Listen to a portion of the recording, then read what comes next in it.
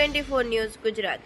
સુરત શહેરના કીમ નજીક ટ્રેન પલટાવવાની કરાઈ કોશિશ। અજાણ્યા ટીખલખોર દ્વારા ટ્રેન પલટાવવાના પ્રયાસ કરાયા।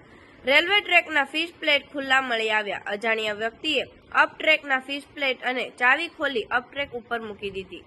રેલવે અધિકારીઓને ઘટનાની જાણ થતાં રેલ વ્યવહાર બંધ કરાયો હતો। રેલવે દ્વારા ફરી ટ્રેકની ફિશ પ્લેટ લગાવી રેલ વ્યવહાર શરૂ કરાયો। સમગ્ર ઘટનાને લઈ રેલવે વિભાગ દોડતું થયું।